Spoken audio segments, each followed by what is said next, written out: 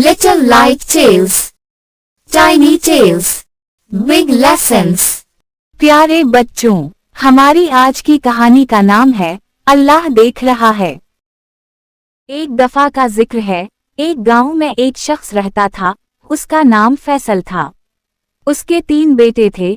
सबसे बड़े बेटे का नाम अब्दुल्लाह, दूसरे बेटे का नाम यूसुफ और सबसे छोटे बेटे का नाम सलीम था। तीनों अपने वालिद से बहुत मोहब्बत करते थे। फैसल भी अपने बेटों से बहुत मोहब्बत करता था। एक मर्तबा फैसल ने अपने तीनों बेटों को बुलाया।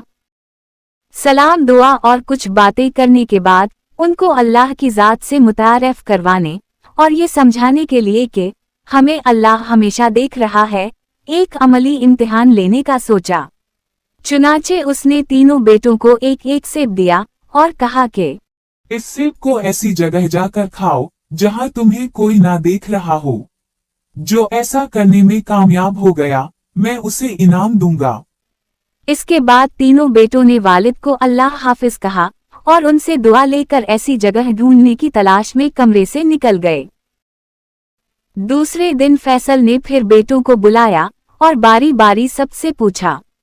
सबसे पहले बड़े बेटे अब्दुल्लाह से पूछा, क्या तुम सेब को ऐसी जगह खाने में कामयाब हुए जहां तुम्हें कोई ना देख रहा हो? अब्दुल्लाह ने जवाब दिया, अब्बा जान, मैंने वो सेब एक दरख्त के पीछे जाकर खाया, वहां मुझे कोई नहीं देख रहा था। फिर फैसल ने अपने दूसरे बेटे से पूछा, यूसुफ, तुमने किया?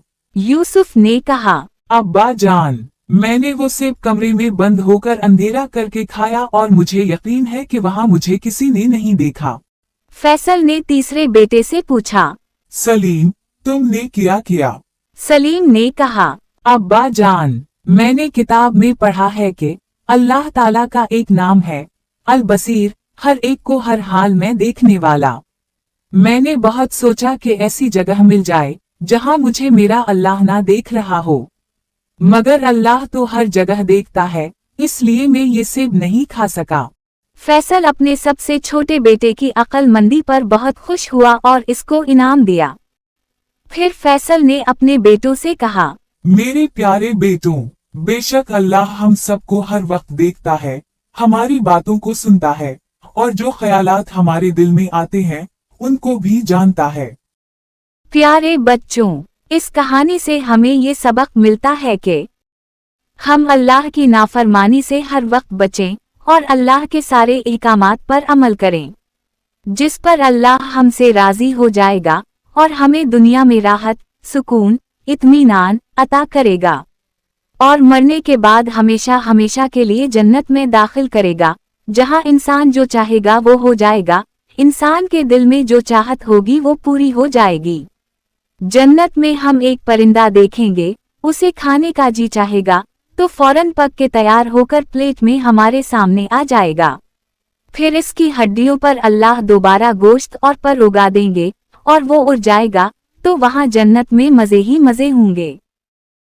प्यारे बच्चों, अगर आपको ये कहानी अच्छी लगी तो वीडियो को लाइक और कमेंट करें और अपने दोस्तों के साथ शेयर करना ना भूलें। और ऐसी अच्छी और सबक आमोज कहानियाँ मजीद सुनने के लिए हमारे चैनल को जरूर सब्सक्राइब करें और घंटी के बटन को दबाना ना भूलें, ताकि हमारी आने वाली कोई भी नई वीडियो आप तक बआसानी पहुंच सके। शुक्रिया।